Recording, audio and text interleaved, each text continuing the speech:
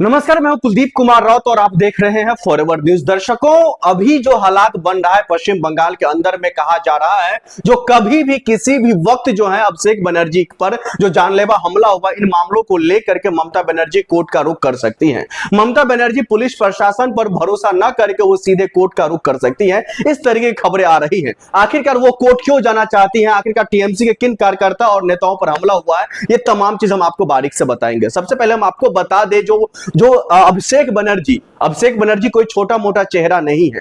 अभिषेक बनर्जी कोई आम कार्यकर्ता नहीं है। पश्चिम बंगाल के अंदर में टीएमसी का कोई आम कार्यकर्ता नहीं है। पर अभिषेक बनर्जी लगातार जब से पश्चिम बंगाल में चुनावों का सुगुफा छोड़ा गया था, जब से पश्चिम बंगाल में लगातार इन तमाम चुनावों को लेकर के जो सब अपने तरीके से जो पार्टी लगातार बातचीत कर रही थी, तमाम पार्टी जो है लगातार इन मामलों को लेकर के बढ़ चढ़ के सामने निकल कर आ रहा था, तो उस दौरान भी अभिषेक बनर्जी लगातार ये आशंका जाहिर कर रहे थे जो आने वाले समय में हो सकता है माहौल और आगे बिगड़ सकता है। यही हम सब ने देखा था चुनाव के वक्त, किस तरीके से टीएमसी के तमाम कार्यकर्ताओं पर, टीएमसी के नेताओं पर हमला हुआ और उन्हीं हमलावर जो हमला में जो पीड़ित थे, जो हमला में जो चोटिल थे, उन तमाम नेताओं से, उन तमाम कार्यकर्ताओं से मुलाकात करने के लिए अभिषेक बनर्जी जो टीएमसी के नेता है और ममता बनर्जी के भतीजे हैं, वो लगातार उनसे मुलाकात करने के लिए पहुंचे हुए थे। ये कहीं और नहीं बल्कि पश्चिम बंगाल के सोनारपुर जो एक जगह है, वहां पर मुलाकात करने के लिए उन पीड़ित परिवार से मुलाकात करने के लिए वो पहुंचे हुए थे।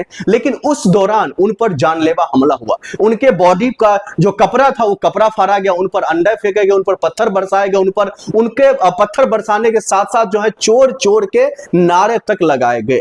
अब इसके पीछे कौन हो सकता है? क्या भारतीय जनता पार्टी है? क्या शुभेंदु अधिकारी के तमाम कार्यकर्ता और नेता हैं? क्योंकि टीएमसी के तमाम नेता तो यही कहते हुए दिखाई दे रहे हैं जो भाई साहब इसमें कोई और नहीं बल्कि भारतीय जनता पार्टी के वो गुंडे हैं जिसको पाल पोस्ट करके शुभेंदु अधिकारी ने रखा है। उसमें भारतीय जनता पार्टी को वो गुंडा है जो चुनाव के वक्त हमला किया था और अभी भी हमला कर रहा है। अब ऐसे में देखना यह होगा जो आने वाले वक्त में किस तरीके से और कैसा माहौल रहता है, क्योंकि माफ कीजिएगा, पश्चिम बंगाल में जो स्थिति पैदा हो रही है इससे पहले हमने कभी नहीं देखा है। हम अपने पत्रकारिता के इतिहास में आज तक कभी हम ऐसा नहीं देखे जो विपक्ष के नेताओं पर इस तरीके से हमला हो, जानलेवा हमला हो। यूं तो कहे दिल्ली के मुख्यमंत्री अरविंद केजरीवाल जब दिल्ली के मुख्यमंत्री थे तो उन पर भी जो है थप्पड़ बरसाया गया, जूते फेंके गए, तमाम तरीके का हमला हुआ था। लेकिन इस तरीके से पत्थर बरसाना, अंडे फेंकना और यूं कहे तो कपड़ा फाड़ देना और पुलिस प्रशासन को हेलमेट लगा करके सुरक्षित बाहर निकालना, इस तरीके की तस्वीरें तो मैंने तो नहीं देखा। शायद अगर आप देखे होंगे तो हमारे कमेंट बॉक्स आपके लिए खुला हुआ है। लेकिन देखना यह होगा जब इन तमाम मामलों को लेकर के आने वाले वक्त में क्या कुछ संदेश जाता है, क्योंकि शुभेंदु अधिकारी लगातार ये कहते हुए दिखाई दे रहे हैं जो भाई साहब हमने पश्चिम बंगाल में कानून का राज, पश्चिम बंगाल में आम लोगों का राज, पश्चिम बंगाल में आम जनता का राज, पश्चिम बंगाल में अवाम जो पश्चिम बंगाल के जो तमाम अवाम है वो बिल्कुल खुलेआम और निश्चिंत हो करके आगे पीछे कहीं भी जा सकते हैं। सबसे पहले हम आपको बता दें जो अभिषेक बनर्जी कोई छोटा मोटा चेहरा नहीं है। अभिषेक बनर्जी कोई आम कार्यकर्ता नहीं है। पश्चिम बंगाल के अंदर में टीएमसी का कोई आम कार्यकर्ता नहीं है। पर अभिषेक बनर्जी लगातार जब से पश्चिम बंगाल में चुनावों का सुगुफा छोड़ा गया था, जब से पश्चिम बंगाल में लगातार इन तमाम चुनावों को लेकर के जो सब अपने तरीके से जो पार्टी लगातार बातचीत कर रही थी, तमाम पार्टी जो है लगातार इन मामलों को लेकर के बढ़ चढ़ के सामने निकल कर आ रहा था, तो उस दौरान भी अभिषेक बनर्जी लगातार ये आशंका जाहिर कर रहे थे जो आने वाले समय में हो सकता है माहौल और आगे बिगड़ सकता है। यही हम सब ने देखा था चुनाव के वक्त, किस तरीके से टीएमसी के तमाम कार्यकर्ताओं पर, टीएमसी के नेताओं पर हमला हुआ और उन्हीं हमलावर जो हमला में जो पीड़ित थे, जो हमला में जो चोटिल थे, उन तमाम नेताओं से, उन तमाम कार्यकर्ताओं से मुलाकात करने के लिए अभिषेक बनर्जी जो टीएमसी के नेता है और ममता बनर्जी के भतीजे हैं, वो लगातार उनसे मुलाकात करने के लिए पहुंचे हुए थे। ये कहीं और नहीं बल्कि पश्चिम बंगाल के सोनारपुर जो एक जगह है, वहां पर मुलाकात करने के लिए उन पीड़ित परिवार से मुलाकात करने के लिए वो पहुंचे हुए थे। लेकिन उस दौरान उन पर जानलेवा हमला हुआ। उनके बॉडी का जो कपड़ा था वो कपड़ा फाड़ा गया, उन पर अंडे फेंके गए, उन पर पत्थर बरसाए गए, उनके पत्थर बरसाने के साथ साथ जो है चोर चोर के नारे तक लगाए गए।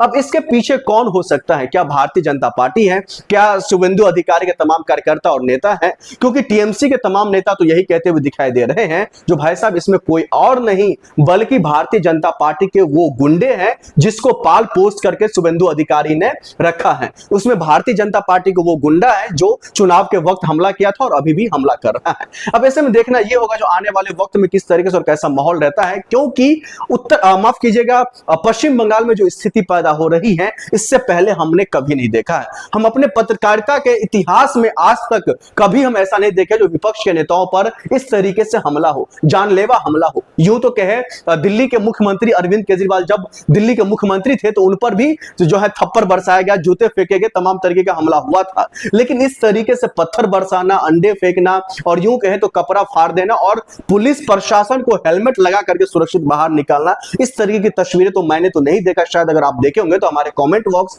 आपके लिए खुला हुआ है। लेकिन देखना यह होगा जब इन तमाम मामलों को लेकर के आने वाले वक्त में क्या कुछ संदेश जाता है, क्योंकि शुभेंदु अधिकारी लगातार ये कहते हुए दिखाई दे रहे हैं जो भाई साहब हमने पश्चिम बंगाल में कानून का राज, पश्चिम बंगाल में आम लोगों का राज, पश्चिम बंगाल में आम जनता का राज, पश्चिम बंगाल में अवाम जो पश्चिम बंगाल के जो तमाम अवाम है वो बिल्कुल खुलेआम और निश्चिंत हो करके आगे पीछे कहीं भी जा सकते हैं और आ सकते हैं। हम दूसरे लोगों की तरह विपक्ष के नेताओं पर हमला नहीं कर रहे हैं, दूसरे लोगों को, दूसरे पार्टियों की तरह विपक्ष को हम कमजोर नहीं कर रहे हैं। अब ऐसे में देखना यह होगा जो आने वाले वक्त में क्या कुछ माहौल रहता है, ये तो खैर आने वाले वक्त में ही जो है पता चलेगा। आप देख रहे थे फॉरवर्ड न्यूज। नमस्कार।